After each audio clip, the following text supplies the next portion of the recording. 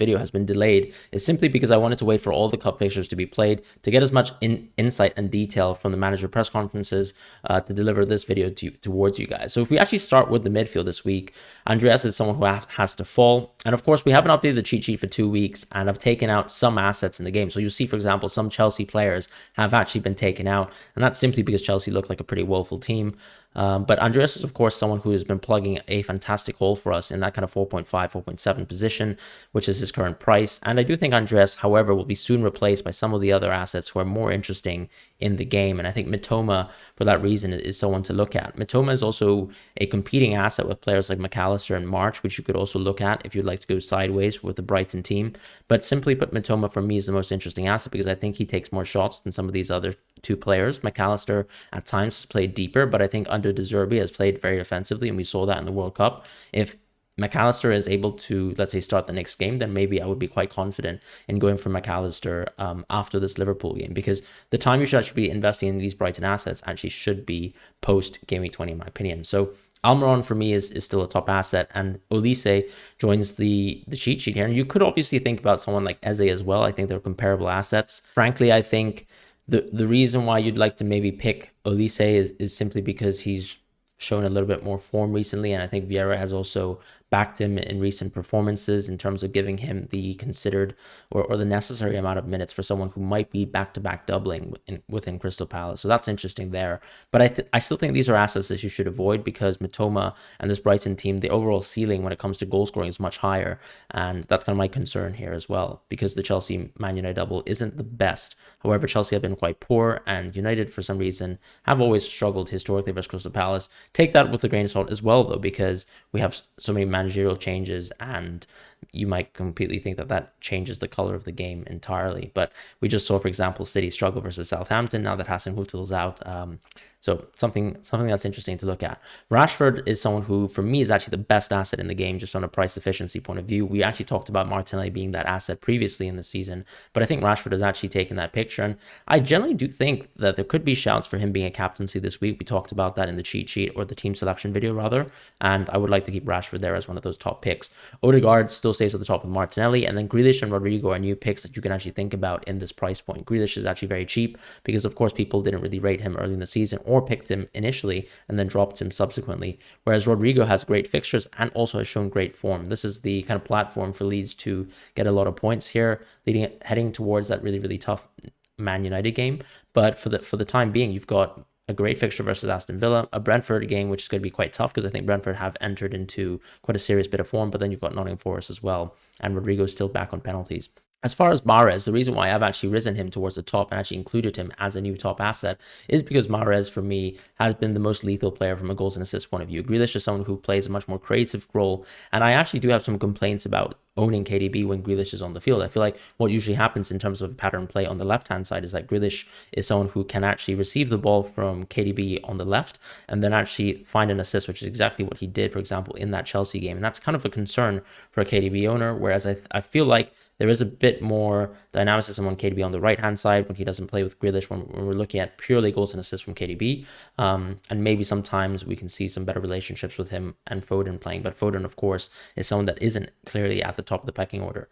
As far as Antony and Zaha in the 7.9 position, you actually do have these two players rising. And for me, the reason why Antony has to rise this week is because he's actually shown quite a serious bit of form. I think he's reconsolidated his place as a starting player in the side, and he's still cheaper than Fernandes. So whilst people have been looking at Fernandes as a key asset, I actually think he's quite comparable to someone like Eriksen, that for some reason is actually eluding the cheat sheet, but has been a very good asset. Of course, Casemiro has been scoring goals, but the expected data for Eriksen is much closer to someone like Fernandes, whereas with Antony, the expected data is still quite interesting, and we can also see that I still think he's a quite quite clinical player. So that's going to be a huge benefit towards going for Antony if you have the opportunity to, let's say, sidestep the Martial transfer and maybe go for another punt. As far as Bernardo Silva and Trossard, these are both very uninteresting assets. Trossard has to absolutely fall because he's been on the bench in recent games and just simply hasn't shined at all. And he's much more expensive than any of the other Brighton mids for whatever reason. Saka is the only prime asset in this 8 to 8.5 territory. I've dropped Foden and Maddison. Simply put, I think these two players are just not delivering enough. Maddison, of course, with inconsistent starts, and Foden even more so. And we saw him play 90 minutes in the cup game versus Southampton. So that's going to be a huge detriment towards him getting minutes in the next game, specifically with the Man United derby to start with. And of course, if let's say some of the other players who play in his place do well in that United game, then there's a very likely chance that they will also take the starting position away from Foden in the subsequent game. So I think Foden is in really bad position, and it is a good time to maybe sell Foden. I wouldn't think about a side grade for now, but if you have the opportunity to move laterally to some other interesting picks this week, then I would do it. Maybe Foden is just a cautious hold if you are a bag holder of Foden.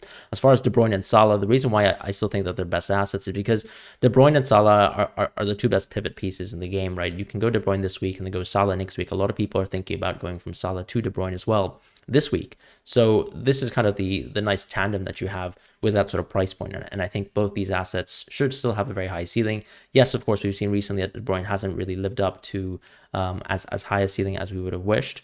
But I still think De Bruyne has been relatively good. The numbers are still great in terms of expected assists, and he's gotten some chances that I think he has blown apart. Where, for example, let's say if you look at this Chelsea game, he was actually very close to scoring, probably had one of the better chances in that game, but has a little bit been unfortunate to point dodge so far in fantasy FPL. Moving into the forwards, we have Martial, Mitrovic, and Nketiah. And the reason why I've taken Solanke out of here is simply because I think the strength of these forwards in a similar price point to Solanke, or that you should hold in the team, have just been simply too strong. Greenwood, of course, is that kind of placement player because of his price point, and therefore Martial, Mitrovic, and Nketiah are just interesting assets. Martial, of course, the more interesting intermediate short-term asset, but someone that will be immediately impacted, of course, as well by Weghorst and his potential impending transfer towards United. I actually think Martial is someone that you should hold if you own Martial this week. But if you're heading towards this fixture and thinking about Martial as a future transfer, I would actually probably sidestep away from that, because I still think there's more value in other United players who actually play more consistent minutes. If you want to double up on their defense, there's a genuine possibility that you could go for De Gea as a transfer this week. But if you have Martial, it's a very easy hold.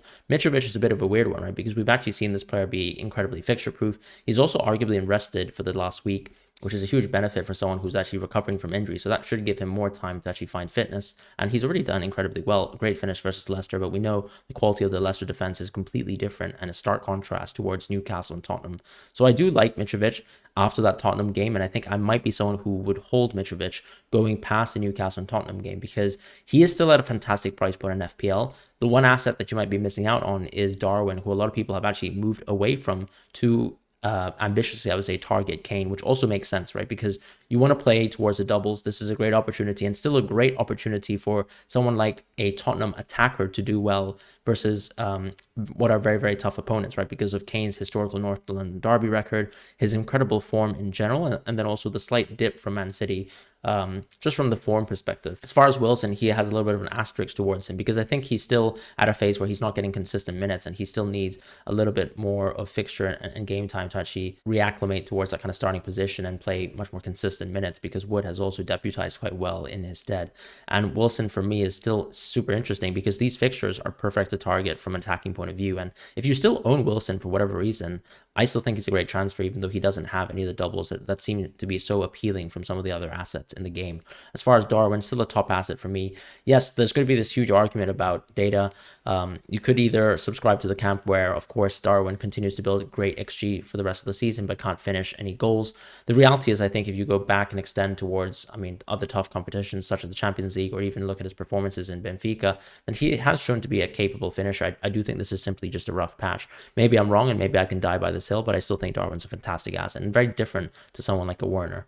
As far as Haaland and Kane, I still think these are the two best assets in the game in terms of forwards. I have regrettably moved away from Kane and the structure that incorporates Kane in my team, and I feel like it's very tough for me to go back into Kane. But for people who own Kane, he's such an easy hold towards the rest of the season, in my opinion. I think there's no reason to really stray away from him because he's just been so consistent, regardless of whether Tottenham are actually playing good or bad. And that's the beauty of Kane as an asset right now. Moving into the defenders, we actually have a situation where Rico Lewis does rise towards the top as a budget asset at 3.9, a stellar price to actually own, and such a simple and easy downgrade away from Cancelo now that we actually see that he fits this tactical structure that Pep has found in place. What was so interesting to me about Rico Lewis being a great transfer this week is Cancelo playing 90 minutes versus Southampton.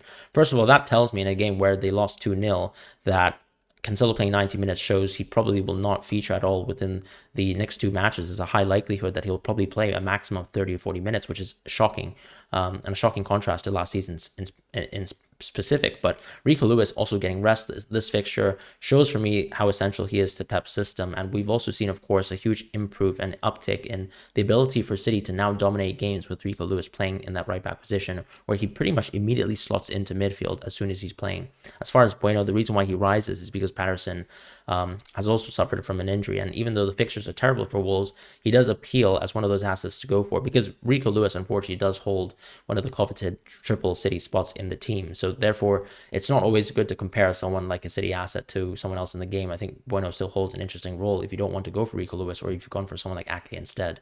As far as Ben White, he actually is the best asset for me in the 4.0 to 4.9 territory. You could obviously partner up with someone like Varane and Martinez, but I think the absolute essential option when we're looking at Man United defense is either going to be Shaw or De Gea, because with Varane and Martinez, we can see that those players are now capable of being rotated now that Wan-Bissaka has actually found his way to getting some consistent starts for the City team. And we've also seen Malacia play at right back, which also maybe sometimes allows for Luke Shaw to play consistently on the left back position. But you will see circumstances where Wan-Bissaka will play on the right, Malacia will play on the left, and then Luke Shaw will slot in once again in left centre back. And I think he played comfortably well there. So it's not like Martinez is essential to this team. Or with Varane, we've also seen other players deputize in his stead, simply because he is also someone who is a little bit more injury prone in this team. So I feel like he is a bit of a cautious transfer for me, where De Gea probably provides the same value that these two players do, but better.